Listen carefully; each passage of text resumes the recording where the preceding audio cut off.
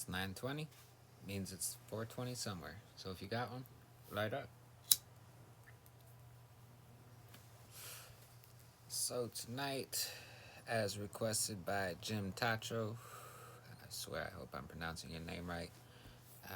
I will be checking out George Carlin. Hello, goodbye, send my love. He recommended Fussy Eater. I did that one yesterday. It was good. Like I said, I'm a huge fan of George Carlin, so should be good. Let's get to it.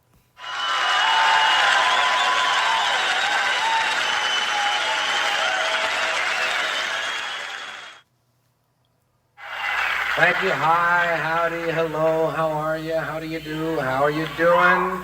How's it going? What's going on? What's new?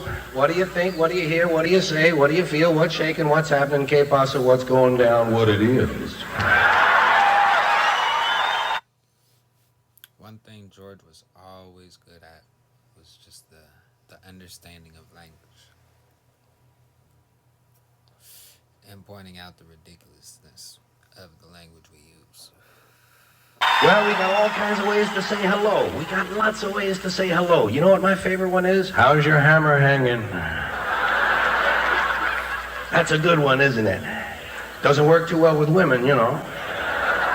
Unless you're talking to a female carpenter, then it's perfectly all right. I've always wanted to say that one to a high church official.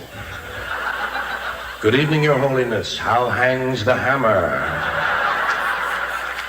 So far, I haven't had that opportunity. There's one way to say hello that I really don't care for. There's one way I don't like. You know how some people will say to you, are they keeping you busy? As if someone has the right to come up and give me odd jobs. They say to me, are they keeping you busy? I say, well, your wife is keeping me pretty busy, I'll tell you that. And that seems to hold them for about a half an hour. Then we have a lot of ways to say goodbye, too. We've figured out all kinds of ways to say goodbye. We say bye-bye, so long, see you later, take it easy, be cool, hang in there. You know what my favorite one is? Don't get run over. Well, some people need practical advice, you know? And some guys will say to you, hey, have a good one. I say, hey, I already have a good one. Now I'm looking for a longer one. And that seems to hold them for about a half an hour. Then you have all the foreign ways to say goodbye. You know, some people, when they leave you, they think they got to get tricky. And they'll whip an arrivederci on you. Or an au revoir, or auf Wiedersehen, or adios. Or the American version of that one, adios, motherfucker. Or aloha. That's a nice one, isn't it? Aloha. They say that in Hawaii, of course, and that means hello and goodbye. Which just goes to show if you spend enough time in the sun, you don't know whether you're coming or going. Then if you notice this, sometimes you'll get in a rut with the way you say goodbye. Do you ever find yourself using the same phrase over and over again with everybody, and you feel a little stupid, you know? Like if you're leaving a party and you have to say goodbye to 5 or 6 people in a row, and you say, okay, hey, take it easy, okay, hey, take it easy, okay, hey, take it easy, okay, hey, take it easy, okay, hey, take it easy, okay. You feel like a goddamn moron, you know? You know what I do? Every month, I change the way I say goodbye. Whether I need to or not, every month, I start using a different phrase. People like that. They notice that little extra effort. They'll say to me, pardon me, but didn't you used to say, okay, hey, take it easy? I say, yes, I did, but not anymore. Now I say, farewell. Farewell till we meet again. Peace be with you. May the forces of evil become confused on the way to your house. That's a strong one, isn't it? People will remember you if you talk like that. Or sometimes you can combine several ways to say goodbye that don't seem to go together, like toodaloo, go with God, and don't take any wooden nickels. Then people don't know what the fuck you're talking about.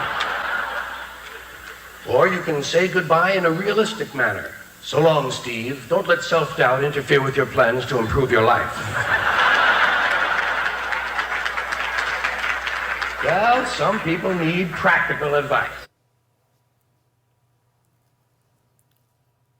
that one actually might be good for a lot of people, especially a lot of people who, self doubt or even just procrastination.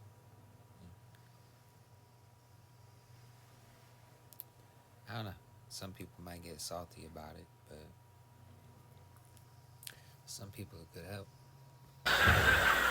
Now, here's a situation you run into all the time. You notice how when you're leaving someone, a lot of times they'll give you a message to give to someone else. Like they say, give my love to Klaus. Tell Klaus Rebecca sends her love. Do you mind that? Do you mind being used that way? Do you mind the awesome responsibility of having to carry Rebecca's love to Klaus? Suppose you don't see Klaus. What are you going to do with Rebecca's love? Carry it around? Give it to someone else, maybe. Wilhelm, I can't find Klaus. Here's some of Rebecca's love. Suppose Wilhelm doesn't know Rebecca. Can he legally accept her love? Especially when it was originally intended for Klaus. Suppose you give Wilhelm Rebecca's love for Klaus, and then you see Klaus, what are you going to give him? All you had was Rebecca's love, and you've already gone and given that to Wilhelm. Can you logically ask Wilhelm to give back Rebecca's love to Klaus? Maybe he's gotten used to it by now. Can Klaus sue Wilhelm? Can Wilhelm be arrested? Can you be arrested for transporting love across a state line?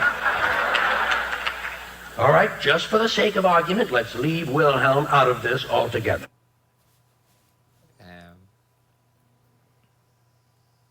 Nowhere near the same topic, but I feel like he carried that in the same manner. He like with his "Where's my stuff" bit. He talks about you start here, then you go on vacation. So you have some stuff here, stuff in storage, and then a little bit of stuff here. And then you go to another person's house, and you're like, oh Jesus, now I gotta find even smaller stuff. Like I feel he built that in a similar manner. That's a very clever, let's keep going. Suppose Rebecca gives you her love to give to Klaus, and you do see Klaus. What form should the love take? Can you risk giving Klaus a tongue kiss? Which brings up another problem. Maybe Klaus is gay. And the best part is, he doesn't fuck it up. Like, to go on like that and remember it in the proper order and just boom, boom, boom, boom, like something that complex where you keep bringing up the same thing over and over, and almost like the, I don't even know what to compare it to, but like the way he builds it up and then just keeps going back and building it back up and going back and doesn't mess it up. But I remember,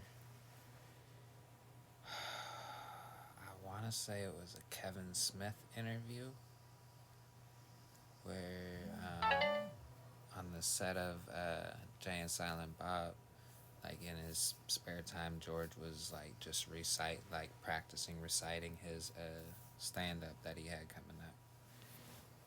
Like, and then actually, recited it to them. So, I mean, he put in a lot of work to do this, but it's still impressive. Klaus doesn't want Rebecca's love. Klaus wants Wilhelm's love. If Klaus tells you to give his love to Wilhelm, say, bullshit, Klaus. You give your own love to Wilhelm. I'm going to find Rebecca. One final little portion of this. Sometimes people want you to take a hug and a kiss to someone for them. Now they've got you carrying cargo. I've actually had people want me to give hugs and kisses to my dog. Yep. Give him a big hug and a kiss for me. Give him a big hug and a kiss for me. Usually it's women. I find that women are a little more expressive at times like these. And sometimes they're really explicit. Bye-bye, Elena. Drive carefully and give Jake a big blowjob for me.